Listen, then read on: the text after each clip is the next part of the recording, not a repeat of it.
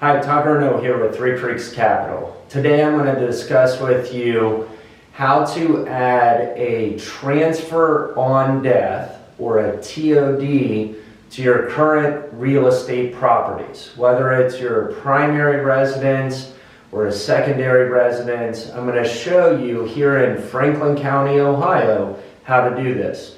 If you don't live in Franklin County, you can still do this with your county. However, the process is going to be just slightly different. But this is really important to do. Why? If you put a transfer on death on your property, it's like having a beneficiary designation. So if you pass away, it goes to the people that you wanted to go to and stays outside of probate. So let's talk about it. All I did was get on the State of Ohio website. I printed the form to do the transfer on death, which is 2 pages, as you can see here. And on this paperwork, you need to do a couple things. So let's go through that. You need to add your basic information and current ownership. Do you own it by yourself? Is it jointly owned, or is it a tenants in common property? Most couples own it as joint with survivorship, okay? So you would check that box.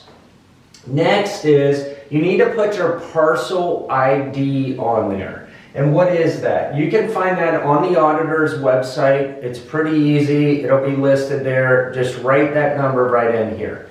The next thing you want to do is put your address in here. Very simple. And then your instrument reference. This is what throws everybody off. What's your instrument reference and where do you find it?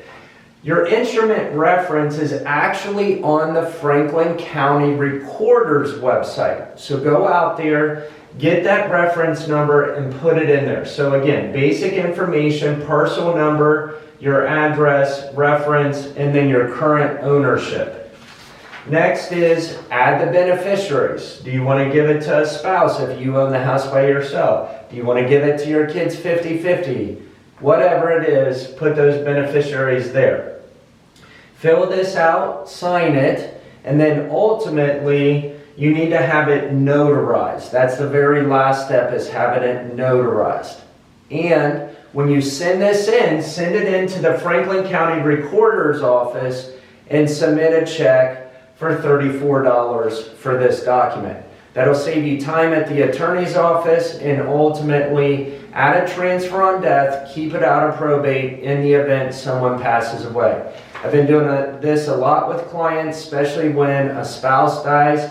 Ownership of one spouse remaining, we want to make sure that house, when that next person dies, gets to the proper people. If you have questions about this, link to my calendar or our website, schedule an appointment with me. I'd be happy to walk you through this process and why TOD is so important on all of these assets outside of retirement. Thank you and have a great day.